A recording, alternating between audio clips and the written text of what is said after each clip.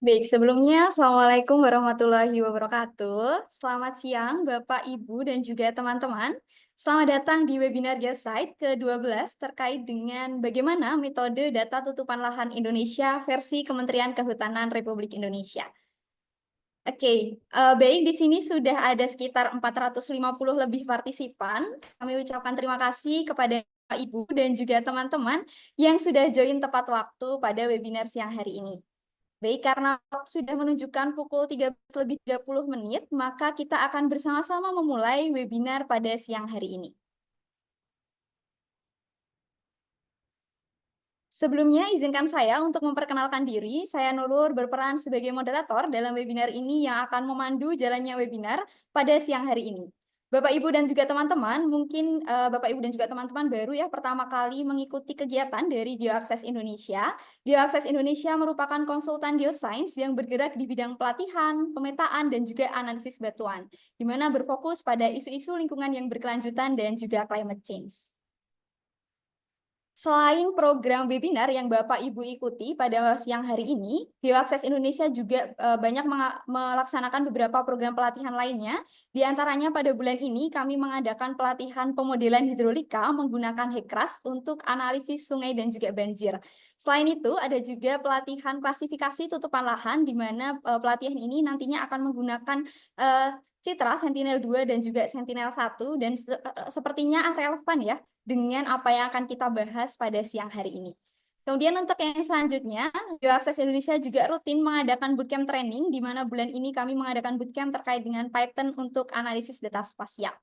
Selain itu, Bapak, Ibu, dan juga teman-teman, GeoAccess Indonesia menyediakan program pelatihan lainnya, seperti corporate training, private training, dan juga konsultasi, di mana ini akan lebih mudah atau lebih menyediakan private training terkait dengan jasa pelatihan yang sesuai dengan problem baik di pekerjaan atau studi Bapak, Ibu, dan juga teman-teman.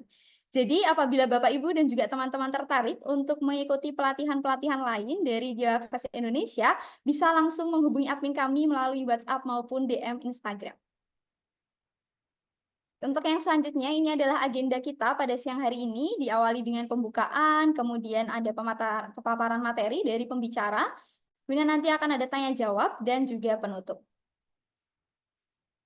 Baik, Bapak, Ibu, dan juga teman-teman, sebelum saya memulai webinar pada siang hari ini, izinkan saya untuk membacakan tata tertib webinar kita.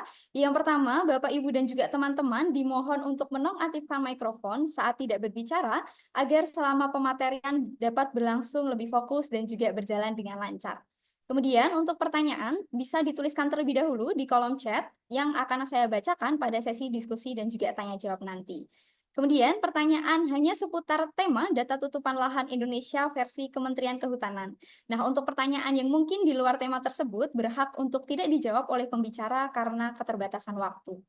Kemudian yang keempat, apabila moderator dan juga pembicara mengalami kendala teknis dan terlempar dari Zoom meeting, mohon Bapak, Ibu, dan juga teman-teman berkenan untuk menunggu selama 15 sampai 30 menit untuk moderator ataupun pembicara dapat bergabung kembali dengan menggunakan tautan link Zoom meeting yang sama. Kemudian untuk yang terakhir, untuk link absensi akan dibagikan 30 menit sebelum webinar ini selesai di chat Zoom meeting. Jadi pastikan Bapak, Ibu, dan juga teman-teman sebelum Bapak, Ibu, dan teman-teman meninggalkan Zoom meeting nanti sudah melaksanakan presensi terlebih dahulu. Oke, untuk yang selanjutnya terkait dengan pasca webinar, Bapak, Ibu, dan juga teman-teman dapat mengakses baik materi webinar maupun video record pada portal pelanggan kami. Nanti Bapak, Ibu bisa mengunjungi link URL seperti pada di kiri atas ini, https://geoaccess.myr.id. Nantinya Bapak, Ibu akan memasukkan email yang sama seperti saat digunakan untuk mendaftar webinar ini. Dan nantinya Bapak, Ibu, dan juga teman-teman akan mendapatkan email balasan untuk masuk ke portal pelanggan. Di situ Bapak Ibu bisa mengakses baik materi ataupun video record dari webinar kita siang hari ini. Kemudian Bapak, Ibu, dan juga teman-teman, hal yang melatar belakangi GeoAccess Indonesia untuk melaksanakan webinar ini, yang pertama terkait dengan data tutupan lahan dari Kementerian Kehutanan yang sudah tersedia dalam sebuah platform sigap, ini berperan sangat penting baik untuk pemantauan hutan, tata ruang, mitigasi bencana, dan juga perubahan iklim. Dan Kementerian Kehutanan sebagai lembaga yang Bergerak pada bidang itu menggunakan teknologi pemetaan terbaru dan berbagai sumber daya untuk memantau perubahan lahan dengan tahapan validasi guna memastikan akurasi dan juga kesesuaian dengan kondisi lapangan. Dan tentunya webinar ini kita dapat bersama-sama untuk belajar dan juga berdiskusi terkait dengan metodologi pemetaan, tantangan dalam pengumpulan dan juga analisis data, serta integrasi data dalam kebijakan lingkungan sehingga dapat dimanfaatkan secara optimal.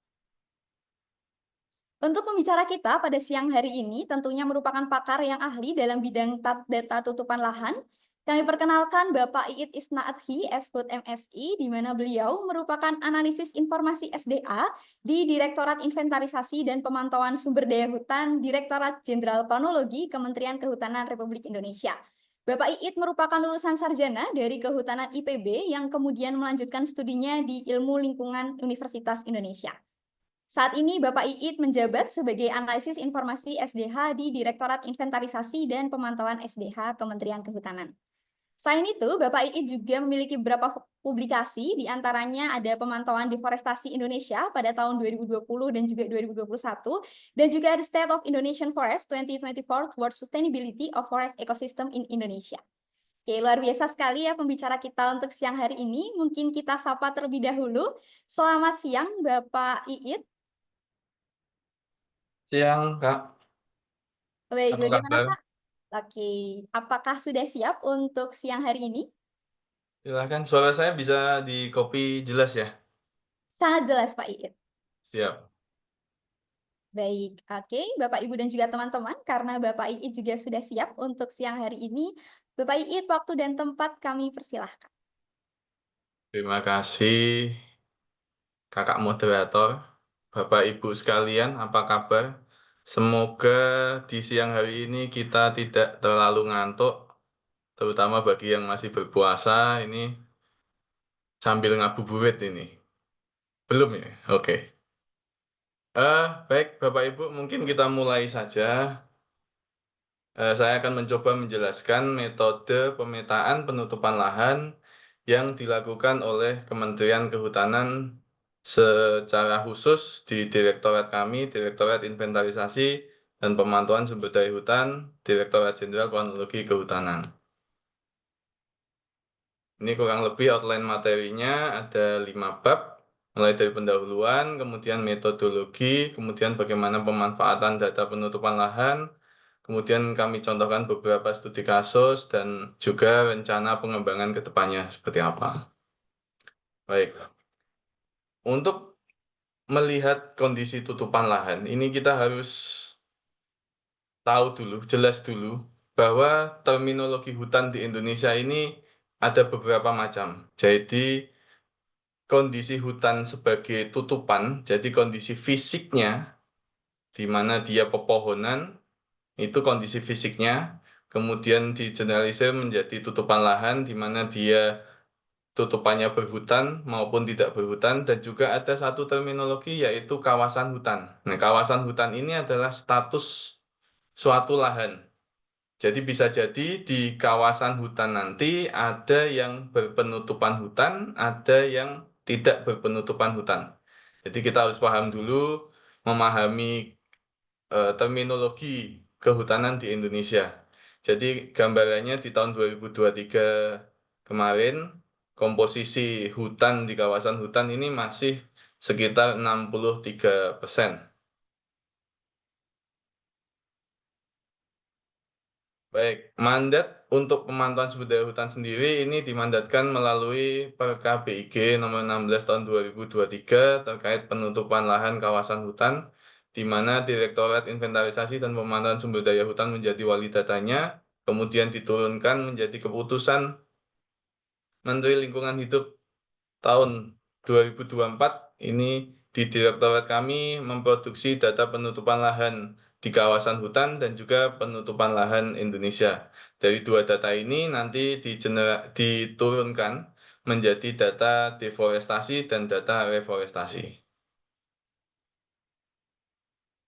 Untuk memahami itu, kita tahu bahwa Indonesia ini sangat luas, jadi untuk melihat kondisi tutupan lahan ini tidak hanya bisa diambil dari data lapangan saja, namun juga harus dikombinasikan dengan data remote sensing. agar data yang dihasilkan dapat seamless, dapat menyeluruh di seluruh kawasan Indonesia dan dapat terstandarkan sama untuk seluruh areal. Pengalaman kami dalam pemetaan penutupan lahan ini cukup panjang. Jadi kami memetakan penutupan lahan ini sejak tahun 1990 hingga sekarang, dan menurut kami milestones-nya ini kami bagi menjadi 6 periode. Jadi di tahun 90 hingga tahun 2000 ini kami sebut sebagai periode pertama. Saat itu data citra satelitnya masih berupa data pita. Kemudian di tahun 2000 data digital mulai ada. Di tahun 2009 ini kita bisa mengunduh data secara gratis. Jadi setelah jadi di tahun 90 sampai tahun 2000 kita melaksanakan penutupan lahan itu sekitar 5 sampai 6 tahun sekali. Kemudian setelah tahun 2000 ini sekitar 3 tahun sekali. Kemudian setelah tahun 2009, mulai tahun 2011, kita bisa memetakan penutupan lahan ini secara tahunan. Kemudian ditambah lagi data yang sangat banyak setelah tahun 2012, ini ada data citra resolusi tinggi dan lain sebagainya. Kemudian kejadian kebakaran besar di tahun 2015 ini juga sedikit banyak mempengaruhi kegiatan penutupan lahan yang kami lakukan. Selain melakukan pemetaan penutupan lahan, juga ditambah dengan pemetaan bulanan yang bekerja sama dengan Direktorat Penanggulangan Kebakaran Hutan dan Lahan saat itu. Setelah tahun 2010, data citra semakin banyak, tentunya kami juga berbenah memperbaiki data, mengimprove data penutupan lahan yang kami produksi. Masuk ke bab metode penyusunan data penutupan lahan. Jadi alur proses pembuatan data penutupan lahan ini dimulai dari persiapan penafsiran. Penyiapan penafsiran ini pada intinya mulai dari penyiapan data citra satelitnya. Ini kami dibantu teman-teman dari BRIN yang dulunya 8 untuk penyediaan datanya. Kemudian kegiatan penafsirannya kami melibatkan teman-teman kami di daerah UPT, Direktorat Jenderal Planologi Kehutanan, yaitu BPKH, Balai Pemantapan Kawasan Hutan dan Tata Lingkungan, namanya BPKHTL. Kemudian proses QC, QA, hingga kompilasi nasional ini dilaksanakan di pusat, dan juga untuk diseminasi, kemudian bagi pakai penyebarluasan ini kami lakukan juga di pusat melalui website kami. Proses dan panduan kerja yang mungkin teman-teman nanti bisa pelajari lebih lanjut, kurang lebih ada beberapa dokumen yang kami gunakan. Ini semua dokumennya tersedia online di website kami, nanti bisa diunduh dan dipelajari bersama, yaitu untuk penafsiran citra satelitnya, kemudian untuk pengecekan lapangannya, penghitungan akurasi dan uncertainty, juga bagaimana mekanisme penyebarluasan datanya. Data dan ketentuan pemetaan penutupan lahan ini, jadi data utama yang kami gunakan adalah data citra satelit Landsat. Ini berkembang karena datanya Landsat ini cukup banyak seriesnya dan juga cukup konsisten tampilannya, makanya kurang lebih kami pilih untuk sebagai data utama. Di samping itu masih banyak data pendukung lainnya seperti citra resolusi tinggi, resolusi sangat tinggi, juga citra yang tersedia secara online, peta dasar, juga IGT, dan lain sebagainya. Juga kami untuk melihat perubahan penutupan lahan ini kami dibantu juga dengan data devegetasi yang dihasilkan secara digital. Ketentuan penafsirannya, tentunya kita mencari citra yang bebas awan dan kemudian sudah terkoreksi, terutama terkoreksi secara medan. Kemudian delineasi pada layar komputer secara manual pada skala layar 1:50.000 dengan objek terkecil kurang lebih adalah 6,25 hektar. Tentunya untuk identifikasi kelas objek, kami juga mempertimbangkan beberapa aspek kunci interpretasi antara lain rona, bentuk, ukuran, lokasi, posisi, pola, asosiasi objek, dan lain sebagainya. Kelas penutupan lahan yang kami hasilkan kurang lebih seperti ini, ada 23 kelas. di mana kelas hutan dibagi menjadi 7. Ada kelas hutan primer, sekunder, untuk lahan kering, juga mangrove, primer, sekunder, dan juga rawa, primer, dan sekunder. Selain menghasilkan data penutupan lahan, kami juga memproduksi data perubahannya. Data perubahan ini adalah data deforestasi dan juga data reforestasi. Jadi ketika kita berbicara data deforestasi Indonesia, ini adalah data neto, di mana kejadian deforestasi dikurangi kejadian reforestasi. Nah, untuk catatan untuk hutan tanaman, deforestasi ini yang dihitung hanya pada saat dia pembukaan awal. Jadi ketika land clearing pertama ini kita sebut deforestasi. Sedangkan untuk clearing yang sifatnya dia adalah pemanenan, nah ini tidak kita kelaskan sebagai deforestasi. Berikut timelinenya untuk pembuatan peta penutupan lahan. Jadi data yang kami gunakan adalah data mozaik yang diakuisisi sejak tanggal 1 Juli tahun. Ini contohnya adalah tahun 2023 sampai dengan Juni tahun 2024. Kemudian ada kegiatan distribusi data, jadi setelah kita mendapatkan data dari LAPAN, kemudian kita distribusikan ke teman-teman di daerah, di BPKHTL, kemudian untuk dilakukan penafsiran, kemudian dilakukan pengecekan lapangan. Setelah itu selesai, kemudian dikumpulkan kembali di pusat untuk finalisasi dan analisa lainnya. Berikut contoh-contoh ketentuan pemetaan. Ini kurang lebih beberapa contoh klasifikasi penutupan lahan. Nih, seperti ini contohnya untuk hutan tanaman. Penggunaan lahan hutan tanaman diawali dengan proses pembersihan lahan, kemudian dilanjutkan penanaman bibit, pemeliharaan, dan juga pemanenan. Saat pembersihan lahan ini, sebelum pembersihan lahan ini kita klasifikasikan apa adanya, di mana dia bisa jadi kelas hutan maupun kelas non-hutan. Kemudian ketika pembersihan pertama ini menjadi lahan terbuka, dalam hal ini tentunya terjadi deforestasi di situ. Kemudian ketika proses penanaman ini kita kelaskan sebagai hutan tanaman. Kemudian ketika ada rotasi tanam yang dipanen, nah ini tetap menjadi hutan tanaman. Kondisi ini juga berlaku untuk tanaman reboisasi, taman aforestasi, dan reklamasi tambang. Kemudian untuk contoh hutan lahan kering primer, di sini lebih ke hutan hujan tropis yang kita kelaskan. Di sini kalau di primer tidak mengalami gangguan, jadi untuk berubah antara primer menjadi sekunder ini diklasifikasikan dengan adanya gangguan manusia atau adanya kegiatan manusia. Sini juga contoh hutan rawa primer di beberapa lokasi di Indonesia yang tentunya karakteristiknya berbeda-beda di setiap daerah. Kemudian ini juga ada contoh hutan tanaman di mana jenis tanaman ini sangat mempengaruhi tampilan digital, di mana contoh yang di atas ini hutan tanaman akasia akan berbeda dengan yang contoh di Jawa, hutan tanaman jati ini tampilannya akan berbeda.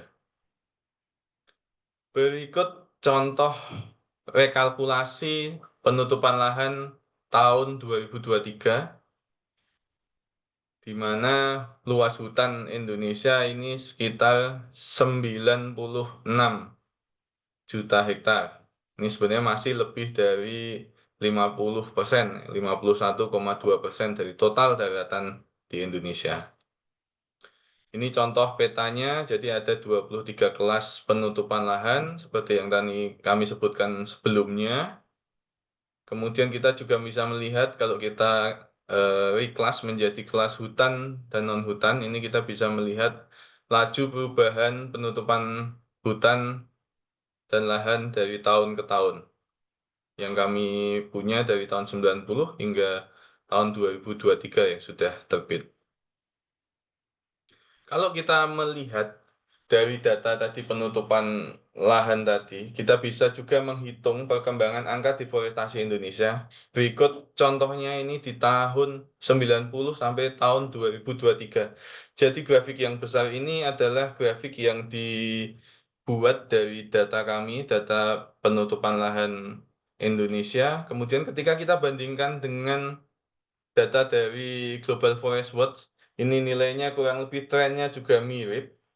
Kita bisa melihat kalau di Global Forest Watch yang dipublikasi ini lahan yang terjadi kehilangan hutan primer untuk ukuran lebih dari 2 hektar ini sekitar 144.000. Nah, ini mirip juga dengan kejadian yang kami petakan. Kalau di kami nilainya adalah sekitar 120-an ribu hektar. Pun begitu dengan yang dipublikasi oleh Profesor Matt Hansen, ini juga polanya menunjukkan grafik yang kurang lebih mirip, di mana di 4 tahun terakhir pengamatan ini, angka deforestasi Indonesia cenderung mengalami penurunan.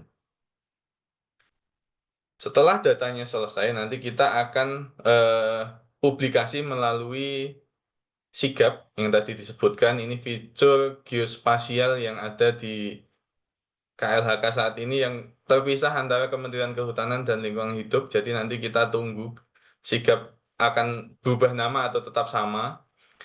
Dan di dalam sigap ini juga terdapat aplikasi kami yang kami sebut Sistem Monitoring Hutan Nasional atau Simontana. Jadi kalau data sigap tadi hanya menampilkan data yang terbaru, jadi data IGT di Kemenhut maupun di lingkungan hidup, dulu zamannya masih KLHK, itu data IGT-nya adalah data IGT terbaru. Tapi kalau di Simontana ini kami sampaikan data seriesnya. Jadi nanti teman-teman bisa melihat datanya secara series, kemudian membandingkan grafiknya maupun juga melihat trajektori perubahannya. Jadi bisa melihat dulunya tutupan lahannya apa, berubah menjadi apa saat ini. Nah, ini bisa dilihat. Juga terdapat data devegetasi yang mungkin bisa kita analogikan seperti data hotspot di data kebakaran hutan. Terkait pemanfaatan data penutupan lahan, sini cukup banyak publikasi yang kami terbitkan, mulai dari inventarisasi hutan dan lahan, kemudian indeks kualitas lingkungan hidup, pengendalian deforestasi, tata kelola hutan alam primer, rehabilitasi gambut, penanganan lahan kritis, penyelesaian konflik tenurial, arahan pemanfaatan hutan, rencana tata ruang, perubahan iklim, hingga penelitian dan studi akademis yang dilakukan teman-teman. Termasuk berikut beberapa apresiasi terhadap sistem pemantauan hutan Indonesia. Ini kami masuk ke top 99 Sinovik dan juga masuk ke 45 inovasi pelayanan publik di tahun 2020. Juga di tahun kemarin kita juga mendapat pengakuan dari FAO bahwasanya sistem yang kita kembangkan ini reliable untuk digunakan. Beberapa studi kasus ini contohnya adalah penilaian tegakan di kawasan hutan yang telah terbangun, di contohnya yang berubah menjadi kelapa sawit. Kita bisa melihat perubahannya dari yang dulunya hutan, kemudian sekarang berubah menjadi kelapa sawit. Kurang lebih seperti itu.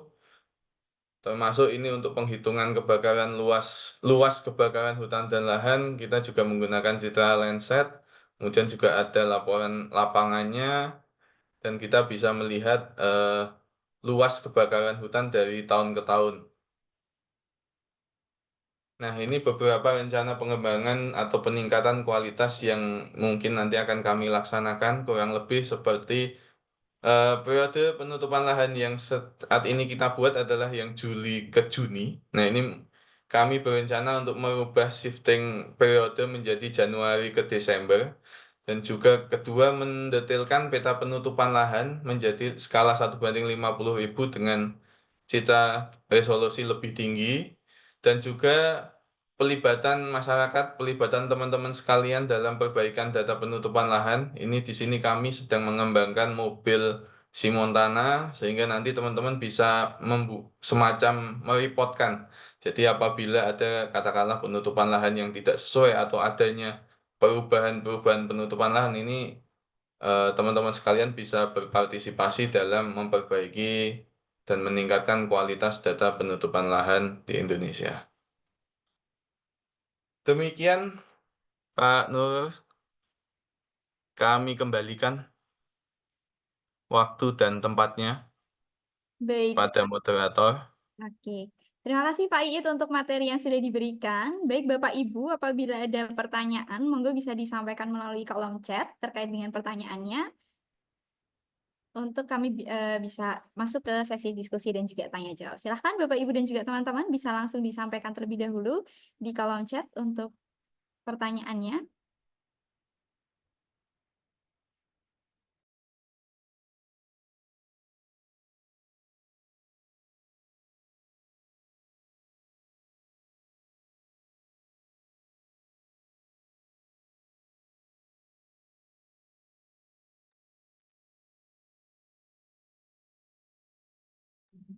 Oke, Pak Iit ini sudah ada beberapa pertanyaan.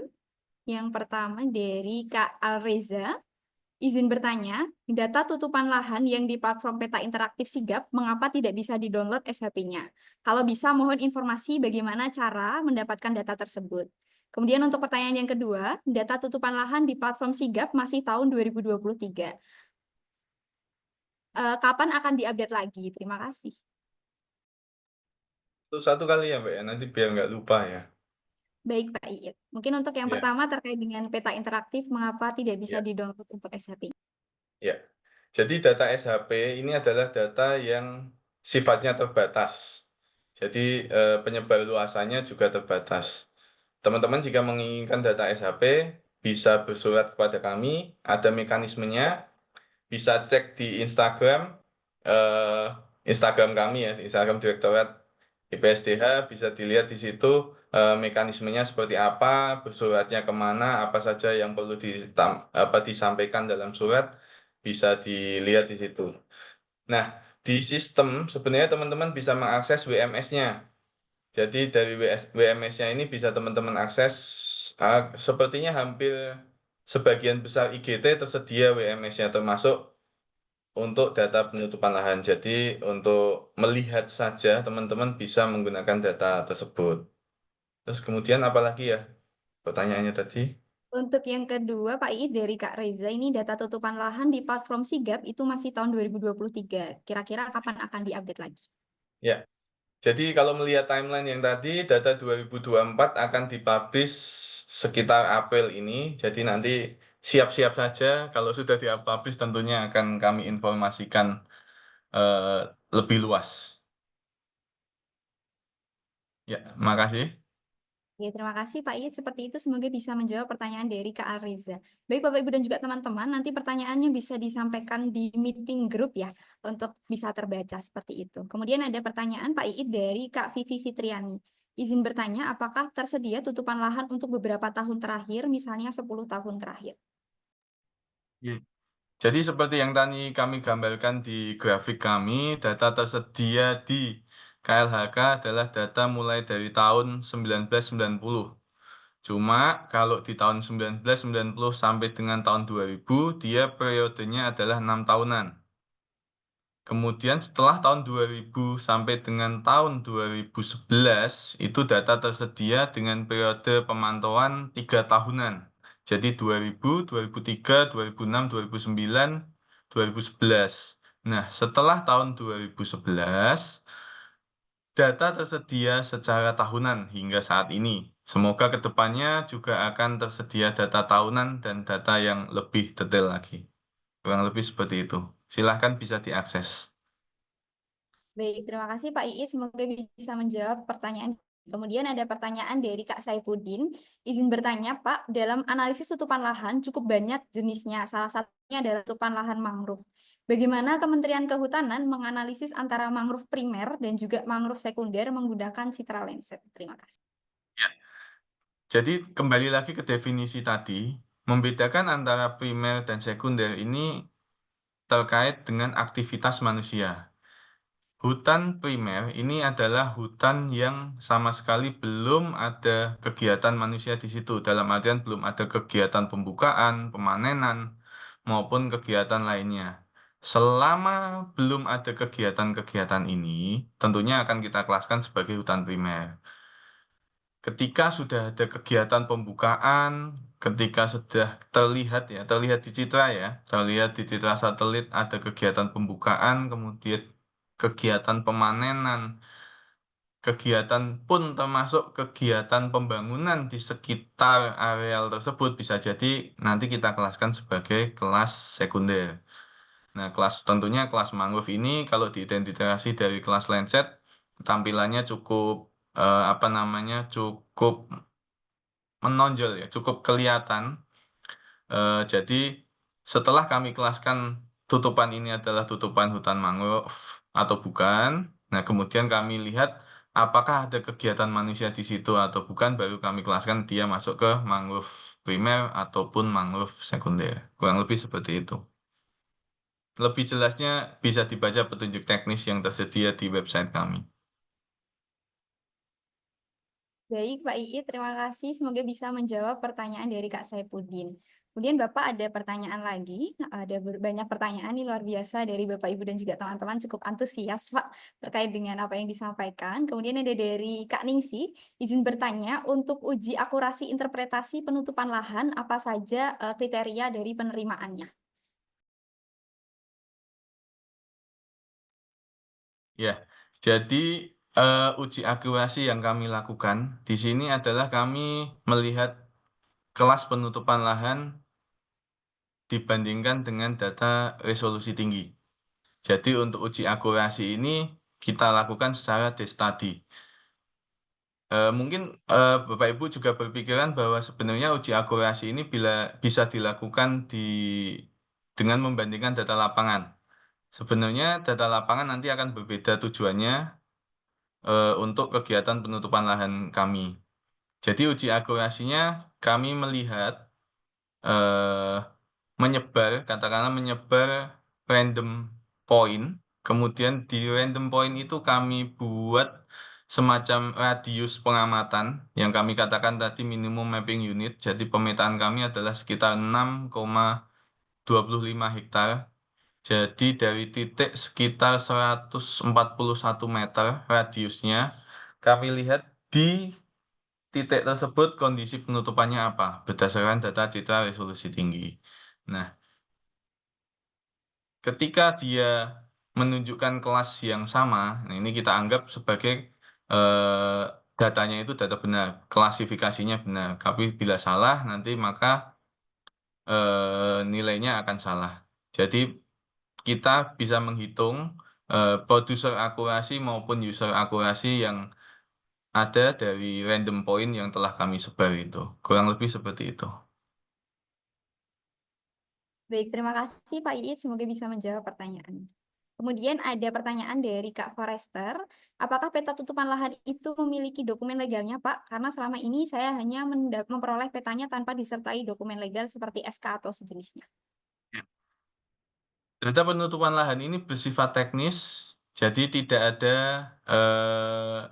apa katakanlah surat legalnya, karena memang sifatnya adalah informasi. Jadi yang kami terbitkan adalah informasi, laporan, dan bukan dokumen legal. Nanti kalau umpamanya kami legalkan, nanti akan bertabrakan dengan berbagai macam ketentuan yang ada. Karena sifatnya adalah informasi, sifatnya data, maka tidak ada legalnya. Tapi data ini embedded dalam bentuk laporan yang kami terbitkan setiap tahun, yaitu data rekalkulasi penutupan lahan. Ini kami terbitkan setiap tahun, juga termasuk juga bukunya dan juga buku deforestasi yang kami terbitkan setiap tahun, datanya embedded di situ. Jadi secara legal memang tidak ada apa namanya keputusan atau surat yang mengatur itu, tapi itu termaktub dalam laporan kami yang kami terbitkan setiap tahun. Kurang lebih seperti itu. Terima kasih Pak Iit. Semoga bisa Ya. menjawab pertanyaan dari Kak Forester. Kemudian Pak, izin ada pertanyaan lagi dari Kak Rizky. Izin bertanya mengapa ini terkait dengan kompilasi data, kenapa kompilasi datanya itu diubah dari Juni ke Juli menjadi Januari ke Desember? Apakah ada alasannya? Ya. Jadi eh, kami beberapa kali melakukan harmonisasi dengan pihak luar. Jadi gini, data penutupan lahan itu yang saat ini yang menerbitkan itu sebenarnya banyak. Data penutupan hutan terutama. Jadi ketika kita compare dengan data lain, katakanlah seperti ini. data penutupan lahan tahun 2023. Selama ini kita produksi menggunakan data citra satelit tahun Juli tahun 2022 sampai dengan Juni 2023.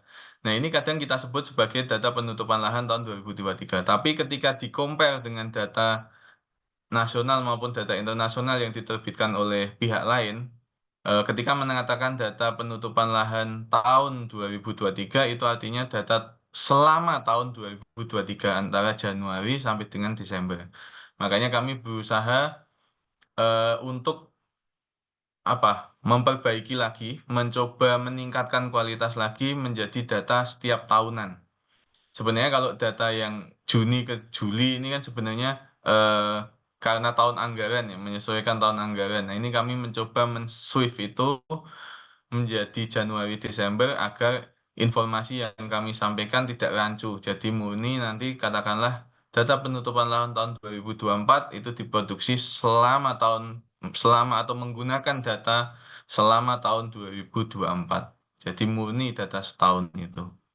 Gitu. Baik, terima kasih Pak Iit untuk jawabannya. Kemudian ada pertanyaan lagi dari Kak Pet. Izin bertanya Pak, melihat 23 kelas penutupan lahan, ada kelas pemukiman, transmigrasi, dan juga bandara. Mengapa harus dibedakan? Apa bedanya antara land cover dan juga land use? Eh, saya bahas dulu terkait land cover dan land use. Jadi betul, data penutupan lahan kami ini kombinasi antara land cover dengan land use. Untuk beberapa kelas, dia kita kelaskan sebagai land cover, beberapa kelas kita bisa sebut sebagai land use.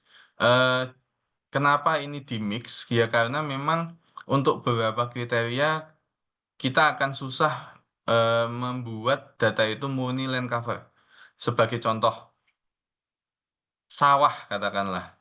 Sawah itu ketika musim sebelum ditanam dia kering, kemudian ketika ditanam dia basah, kemudian setelah mau panen dia terlihat vegetasinya.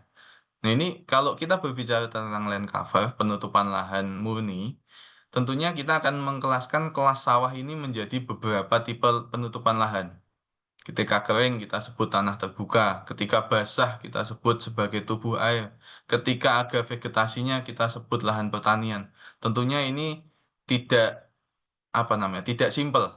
Makanya kita menggunakan penggunaan lahan untuk beberapa kelas tertentu. Seperti sawah tadi kita gunakan penggunaannya. Kemudian untuk kelas pemukiman, bangunan katakanlah. Jadi memang kami kelaskan antara permukiman sendiri, permukiman transmigrasi sendiri, dan juga bandara dan pelabuhan sendiri. Memang kebutuhannya ini juga masing-masing. Kalau untuk perumahan memang nanti untuk analisa penggunaan lahan pemukiman. Kemudian yang untuk transmigrasi ini karena memang sejarahnya dulu ada permukiman yang merupakan permukiman murni dan juga lahan-lahan yang kita kelaskan sebagai lahan transmigrasi. Dan juga terkait pelabuhan dan bandara ini tentunya untuk analisa seperti akses dan lain sebagainya ini kami juga memerlukan. Makanya ada untuk kelas yang lahan terbangun ini ada 3 klasifikasi yang kami sampaikan. Kurang lebih seperti itu. Baik, terima kasih Pak Iit. Semoga bisa menjawab pertanyaan dari Kak Pet. Kini masih banyak Pak pertanyaannya luar biasa dari teman-teman. Ada 1.000 orang yang sudah join, luar biasa sekali. Ini kemudian ada pertanyaan dari Kak Muhammad Alfi Zulfikar. Izin bertanya Pak, dalam interpretasi data tutupan lahan dilakukan ground check atau tidak ya? Berhubung beberapa data tutupan lahan tidak sesuai dengan kondisi aktual di lapangan. Ya, seperti yang kami sampaikan tadi,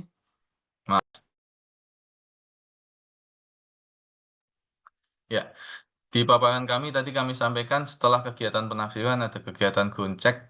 Nah, untuk kegiatan ground check ini tujuannya adalah untuk melihat lokasi-lokasi yang meragukan atau lokasi-lokasi yang tertutup awan. Nah, ini tujuan Gojek. Jadi Gojek bukan untuk melihat akurasi datanya. Kemudian Gojek ini juga untuk membantu penafsir-penafsir muda kami di daerah, di BPK-HTL. Jadi teman-teman BPK-HTL yang masih baru-baru, yang belum, katakanlah masih minim pengalaman penafsiran, tentunya membutuhkan apa namanya, pengalaman untuk membandingkan antara kondisi di citra satelit dengan kondisi di lapangan. Nah, ini kami juga melakukan regenerasinya, melakukan apa, pembinaan. Jadi teman-teman ke lapangan tidak hanya untuk melihat kondisi lapangan, tapi juga untuk membandingkan dengan kondisi di citranya. Nah, terkait hal-hal yang mungkin belum sesuai di peta kami juga tadi sampaikan bahwa kami nantinya akan memohon bantuan teman-teman seperti crowd participation. Jadi nanti teman-teman bisa, bayangannya seperti ini, teman-teman nanti bisa menginput kira-kira titik mana yang tidak sesuai, kira-kira lokasi-lokasi mana yang mungkin sudah terjadi perubahan penutupan lahan. Nah, ini ketika nanti teman-teman bisa melaporkan ini atau membantu kami meningkatkan kualitas data penutupan lahan kami, nah ini akan sangat membantu sekali. Karena memang bagaimanapun lokasi atau daratan di Indonesia ini sangat luas dan tentunya banyak keterbatasan kami untuk menjangkau semua lokasi. Nah, ini nanti kita akan berpartisipasi di dalamnya. Mohon bantuannya. Baik, terima kasih Pak Iit. Kemudian ada pertanyaan dari Kak Hanif Kurniawan. Izin bertanya, Pak, untuk perkembangan penggunaan ML atau DL, apakah sudah diterapkan di sini? Dan jika sudah, apakah memungkinkan meningkatkan resolusi waktu update data tutupan lahan? Misal, tiap ada citra baru, langsung bisa diklasifikasikan tutupan lahannya. ML sama DL itu apa? Machine learning dan deep learning, Pak. Oh, iya. Terlalu banyak singkatan saya. Ya, tentu beberapa yang kami gunakan tadi seperti untuk analisa devegetasi dan lain sebagainya, menggunakan AI dan lain sebagainya, tetap kami coba. Namun memang untuk beberapa kasus ya masih belum sesuai dengan ekspektasi kami.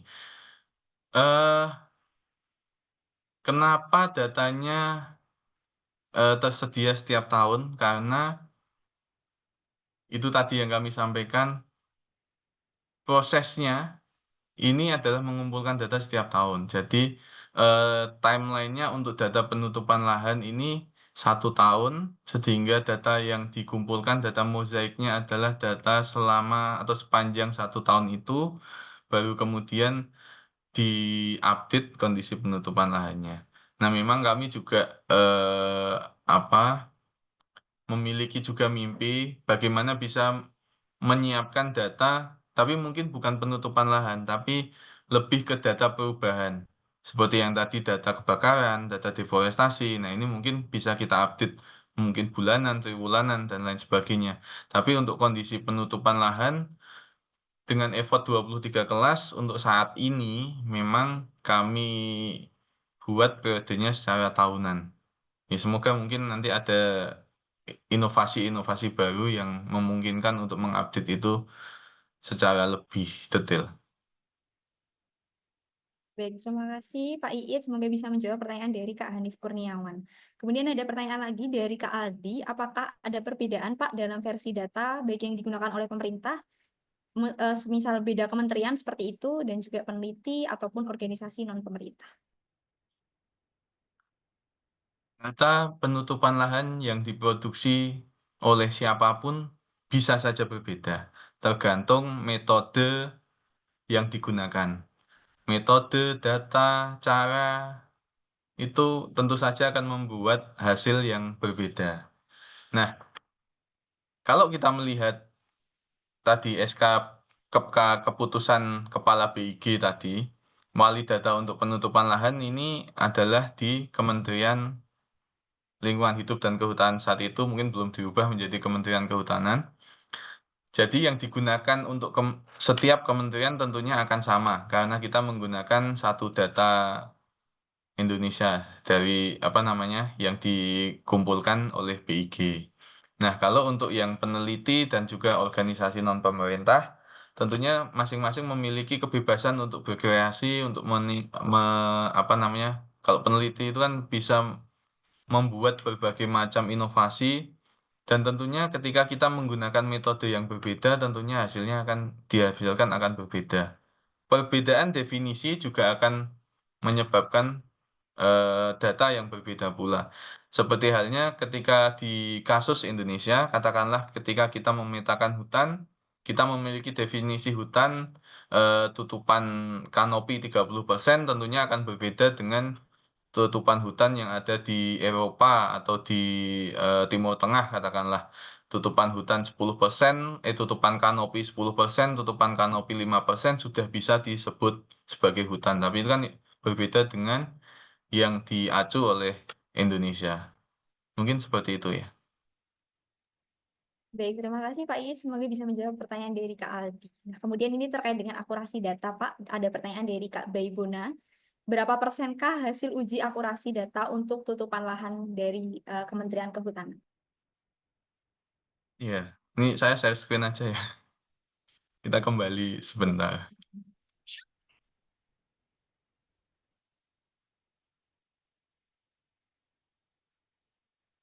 Ya, jadi memang data kami dari tiap tahun ini mengalami apa namanya improvement katakanlah.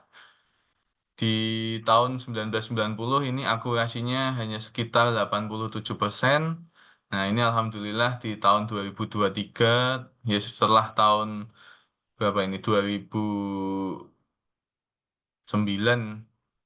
ini sudah 90%, dan alhamdulillah meningkat. Nih tahun 2023 ini sudah 97%. Ini akurasinya. Jadi kami yang di dokumen kami terbitkan, akurasi yang ini yang kami sampaikan ini adalah akurasi untuk tutupan hutannya. Jadi untuk hutan non-hutan. Nah, untuk tutupan 23 kelas ini lebih rendah sebenarnya. Di buku kami juga sampaikan itu sekitar 80%-an untuk penutupan lahannya yang 23 kelas. Jadi nanti teman-teman bisa membaca sendiri dokumennya lebih lengkap dan bisa mengunduh di website kami. Terima kasih, Mbak. Baik, terima kasih Pak Iit untuk penjelasannya. Kemudian ini ada yang bertanya terkait dengan tantangan, Pak. Dari Kak Muhammad Firdaus, izin bertanya apakah dari kelas penutupan lahan hasil digitizing on screen dari tahun 1990 hingga saat ini itu selalu konsisten atau ada beberapa kendala atau tantangan yang dialami dalam penentuan kelas cover tersebut? Ya. Kendala tentu ya, kendala tentu, kemudian eh jadi data penutupan lahan dari tahun ke tahun ini mengalami perbaikan, maksudnya adalah seperti yang tadi kami sampaikan di awal bahwa timeline ketersediaan data citra ini kan dari tahun ke tahun berbeda. Dulu hanya tersedia satu scene setiap tahun, kemudian saat ini sudah tersedia banyak sekali citra, katakan Landsat itu kan setiap bulan sudah ada 2 citra, kemudian Landsat 8, Landsat 9 berarti ada 4 citra setiap bulan. Tentunya ini selain membantu untuk meningkatkan apa namanya kualitas dari data penutupan lahan, tapi juga memberikan semacam tantangan. Jadi bisa jadi untuk lokasi-lokasi tertentu, ketika tampilan di musim tertentu ini akan berbeda dengan tampilan di musim yang lain. Contohnya kondisi di Nusa Tenggara Timur, ketika kita mendapatkan citra basah dibandingkan dengan citra di musim kering, tampilannya akan sangat berbeda sekali. Jadi untuk beberapa kondisi, banyaknya data ini membantu untuk meningkatkan akurasi, meningkatkan kualitas datanya. Namun dalam sisi lain, kami juga harus belajar melihat sesuatu lebih komprehensif, melihat apa namanya, melihat data ini secara layer per layer. Nah, tantangannya mungkin yang banyak kami temui adalah di tenaga penafsir kami. Jadi banyak bagaimana kami meregenerasi penafsir ini yang mungkin menjadi tantangan. Banyak yang sudah ahli dalam kegiatan penafsiran, ternyata teman-teman sudah ada yang promosi, sudah ada yang pindah. Nah, ini tentunya menjadi tantangan tersendiri dari teman-teman kami di daerah, juga teman-teman kami di pusat. Bagaimana kami meregenerasi teman-teman penafsir agar data yang kita hasilkan ini tetap konsisten dan tetap baik ke depannya. Terima kasih, Mbak. Baik, terima kasih Pak Iit. Kemudian ada pertanyaan dari Kak Ahmad Fadilah. Seberapa akurat data yang dimunculkan oleh citra satelit tersebut dapat memberikan data yang aktual? Apakah ada waktu keakuratan baik hari, minggu, ataupun bulan? Ya, seperti kami sampaikan tadi, data yang kami produksi adalah data tahunan. Jadi masih dalam rentang 1 tahun itu, datanya masih reliable. Katakanlah data penutupan lahan tahun sekian, ya data setahun itu. Jadi perubahannya belum harian, belum real time. Jadi memang data selama eh, kompilasi selama 1 tahun tersebut. Oke. Baik, terima kasih Pak Iit. Semoga bisa menjawab pertanyaan dari Kak Ahmad Fadilah. Kemudian ada pertanyaan lagi terkait dengan uji akurasi atau validasi Pak Iit dari Kak Intan. Untuk uji validasi yang digunakan oleh Kementerian Kehutanan, itu biasanya menggunakan metode apa ya Pak? Apakah seperti RMSE, Confusion Metric, atau ada yang lainnya? Iya. Iya, seperti yang tadi kami sampaikan, eh, random point, kemudian kita gunakan confusion metric, membandingkan antara jumlah data benar, data yang salah, kemudian kita hitung producer akurasi, user akurasi, dan lain sebagainya. Nanti lebih jelas di buku SOP, nanti kita bisa baca lebih jelas. Sebenarnya tadi sudah dijelaskan juga. Terima kasih, Kak. Baik, terima kasih Pak Iit. Oke, kemudian ada dari Kak Hendri, klasifikasi lahan, tutupan lahan ada 23. Saya melihat untuk data non-hutan belum begitu detail. Apakah betul begitu, Pak Iit? Ya. Jadi gini, prosedur kami melakukan update ini memang kami membuat skala prioritas. Karena kami di kehutanan, di Kementerian Kehutanan, maka skala prioritas pertama adalah updating data di kawasan hutan. Setelah data di kawasan hutan firm, baru kemudian kami fokus di perubahan hutannya. Jadi di kelas hutannya, di kelas perubahan hutannya. Nah, setelah itu baru masuk ke lain-lain. Lain-lain itu dalam artian kelas non-hutan, kemudian kelas di luar kawasan hutan, dan lain sebagainya. Memang sedikit tantangan kami untuk kriteria prioritas ini menyebabkan sedikit banyak akurasi data. Seperti tadi kami sampaikan bahwasanya untuk akurasi hutan non-hutan itu bisa sampai ke 97%. Namun untuk akurasi 23 kelas memang ini sangat berbeda. Jadi tadi di buku sekitar 80 sekian persen. Di 23 kelas ini sebenarnya juga masih banyak beberapa kelas yang antar penafsir ini masih belum sepakat juga ada juga. Contohnya pertanian lahan kering, pertanian campur semak, perkebunan ini beberapa penafsir di Indonesia ini kan variasi kondisi lahannya ini sangat banyak. Jadi memang kondisi pertanian di Jawa, kondisi pertanian di Kalimantan, di Sumatera, di Nusa Tenggara ini sangat beragam. Jadi memang mungkin ada beberapa hal yang menyebabkan beberapa kemungkinan kesalahan yang terjadi. Mungkin seperti itu. Baik, terima kasih Pak Iit. Kemudian ini ada pertanyaan dari Kak Aang Gunaifi. Kenapa Kementerian Kehutanan atau KLHK masih menggunakan citra Landsat dengan resolusi 30 meter? Sedangkan terdapat banyak opsi lain terkait dengan citra dengan akurasi yang lebih baik. Ya, jadi seperti kami sampaikan, Landsat ini masih reliable karena historinya. Jadi kami masih mempertahankan konsistensi data historinya. Makanya kami sampaikan tadi, di pengembangan kami tentunya menggunakan data lebih detail ini akan menjadi opsi.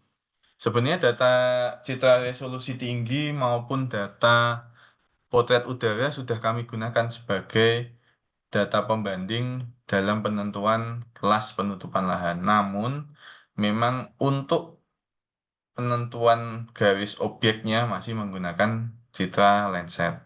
Dan juga di beberapa kasus, citra Landsat ini lebih powerful daripada citra-citra resolusi tinggi yang lain. Sebagai contoh, misalnya dibandingkan data planet yang hanya red, green, blue, ini data Landsat yang kita bisa gunakan SWIR, NIR, ini bisa mengidentifikasi beberapa objek yang kelihatannya mungkin eh, kalau di tampilan mata kelihatannya mirip. Ini seperti beberapa jenis hutan, ini juga bisa kita lihat yang bisa kita identifikasi di Landsat, belum tentu di resolusi tinggi ini akan terlihat perbedaannya. Seperti juga tadi yang disampaikan batas antara mangrove dengan non-mangrove, mangrove dengan rawa katakanlah, di citra resolusi tinggi, di beberapa kasus bisa saja tampilannya berbeda. Tampilannya tidak berbeda, jadi mirip. Jadi untuk penarikan garisnya akan lebih mudah ketika kita melakukannya di resolusi sedang Landsat. Mungkin seperti itu. Baik, terima kasih Pak Iit. Ini kemudian ada pertanyaan lagi dari Kak Aji. Pak Iit izin bertanya, apa bedanya data kehutanan dengan data tutupan lahan yang dikeluarkan oleh BIG? Apakah produk dari BIG ini masih ada ketertarikan seperti itu dengan yang dikeluarkan oleh Kementerian Kehutanan?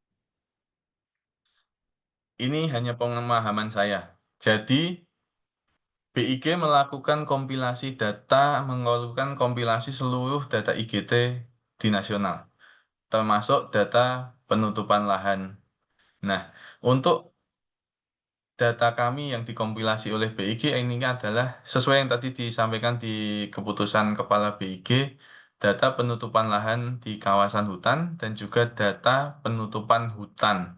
Jadi yang dimasukkan ke data tuplah BIG itu data penutupan hutan yang diterbitkan oleh KLHK. Sedangkan untuk kondisi penutupan lahan lainnya bisa jadi diambilkan dari data yang lain. Dan sepemahaman kami, kalau data tutupan lahan yang ada di BIG yang mungkin tercantum di RBI ini apa namanya updating datanya bisa jadi 5 tahun atau lebih. Nah, di kami setahunan gitu, kurang lebih seperti itu. Jadi itu beberapa perbedaan yang mungkin bisa kami sampaikan. Mohon koreksinya jika ada yang tidak sesuai.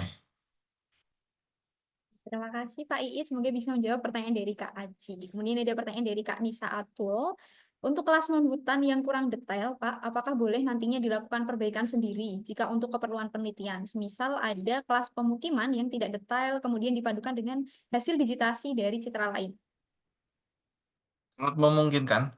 Jadi memang yang kami sampaikan di sini adalah data laporan, data teknis. Jadi kalau Bapak Ibu memiliki tujuan lain, katakanlah untuk pemetaan detail, silahkan, monggo. Dan apalagi untuk penelitian, kami sangat mendukung dan malah kami sangat senang apabila nanti datanya kita bisa sharing, bisa kita gunakan untuk memperbaiki data penutupan lahan Indonesia ini. Itu yang sangat kami harapkan. Jadi eh, kami sangat meminta partisipasi aktif rekan-rekan sekalian, bagaimana kita bisa memperbaiki data ini, bagaimana bisa meningkatkan kualitasnya. Tentunya kita tidak berbicara lokus kecil ya, kita berbicara seluruh Indonesia. Jadi harapan kami metode yang nanti mungkin kalau Bapak Ibu sekalian memiliki inovasi-inovasi baru, metode ini bisa reliable untuk seluruh wilayah Indonesia. Jadi nggak hanya spot-spot terkecil. Nah itu yang mungkin menjadi tantangan kita. Terima kasih, Kak. Baik, terima kasih Pak Iit. Kemudian ini mungkin untuk pertanyaan yang terakhir. Mohon maaf Bapak, Ibu, dan juga teman-teman apabila ada pertanyaan yang belum terjawab karena lumayan banyak ya. Luar biasa sekali partisipasi dari Bapak, Ibu, dan juga teman-teman. Ini ada pertanyaan terakhir Pak dari Kak Indra Audina. Izin bertanya, apakah pengklasifikasian tutupan lahan itu dipengaruhi oleh skala pada peta? Semisal kasusnya adalah penutupan lahan yang ada di nasional, provinsi, kabupaten, apakah klasifikasinya nanti sama? Iya, kalau kita berbicara tentang klasifikasi penutupan lahan, tentunya di tiap skala akan berbeda. Seperti yang disampaikan di SNI, jadi ada SNI terkait penutupan lahan, klasifikasi penutupan lahan, skala detail, skala menengah. Nah, ini klasifikasinya bisa berbeda. Dan tentunya tergantung kebutuhan masing-masing.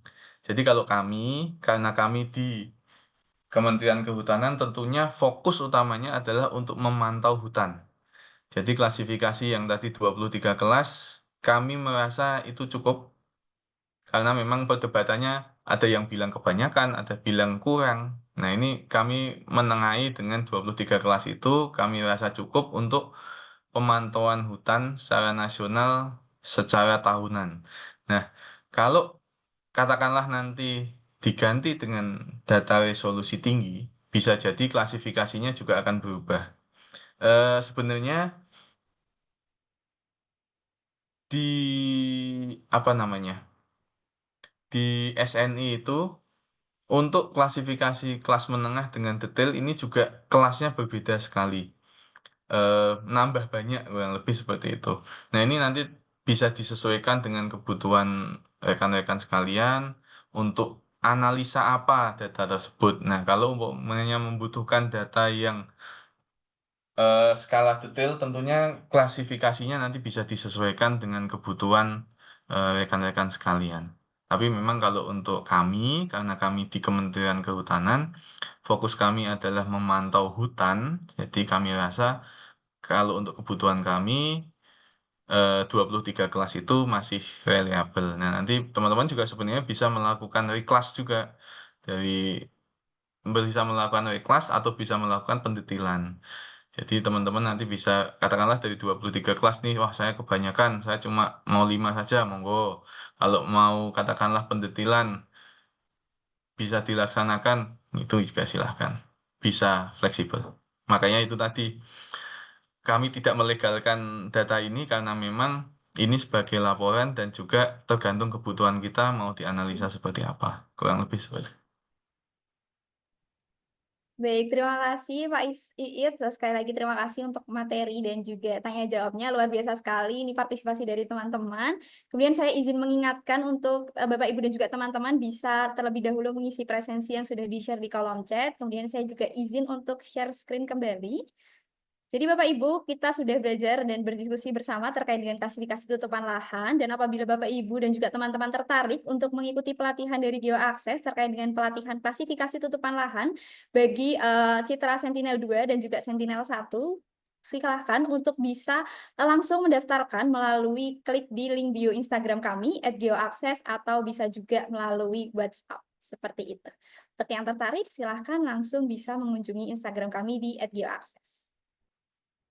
Baik, sekali lagi saya ingatkan kepada Bapak, Ibu, dan juga teman-teman untuk presensi. Silahkan untuk bisa mengisi presensi terlebih dahulu. Dan luar biasa saya sampaikan terima kasih banyak kepada Pak Iit atas partisipasinya dan juga materinya yang telah disampaikan. Semoga apa yang disampaikan bisa menjadi manfaat bagi kita semua, Pak. Dan juga nantinya semoga ini bisa menjadi semangat bagi kita untuk terus membangun data tutupan lahan di Indonesia ini. Semoga data tutupan lahan semakin berkembang dengan baik dan juga akurasinya akan semakin baik. Gitu, terima kasih. Mungkin sebelum kita tutup webinar pada siang hari ini, kita foto bersama terlebih dahulu. Bapak, Ibu, dan juga teman-teman, izin apabila ada yang ingin ikut seperti itu untuk foto bersama, bisa langsung mengaktifkan kameranya.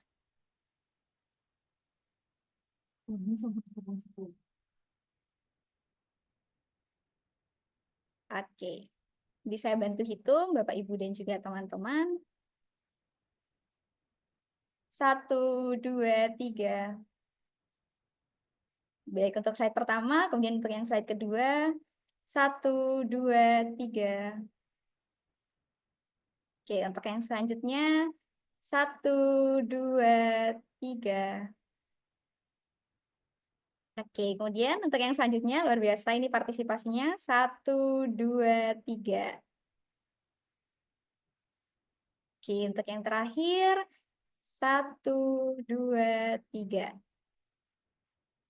Oke, luar biasa sekali Bapak, Ibu, dan juga teman-teman. Terima kasih atas partisipasinya untuk mengikuti webinar dari Geoakses Indonesia. Terima kasih kembali saya ucapkan kepada Pak Iit dan juga dari Kementerian Kehutanan untuk waktu dan juga partisipasinya. Semoga kita bisa bertemu di lain kesempatan untuk membahas hal yang lebih menarik lagi.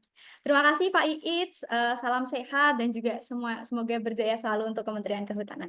Sekali lagi terima kasih Kasih juga banyak. untuk Bapak, Ibu, dan juga teman-teman yang sudah join pada webinar kita. Mungkin untuk sertifikat mohon ditunggu, akan kami kirimkan H+7 dari webinar ini. Seperti itu. Jadi mungkin maksimal akan dikirimkan pada tanggal 19 Maret. Kemudian untuk materi, Bapak Ibu bisa langsung mengakses nanti di link portal pelanggan. Terima kasih Bapak, Ibu, dan juga teman-teman. Selamat siang, selamat melanjutkan aktivitas yang lain. Sekali lagi terima kasih. Salam sehat semuanya. Salam nanti untuk keluarga di rumah seperti itu. Terima kasih. Assalamualaikum warahmatullahi wabarakatuh.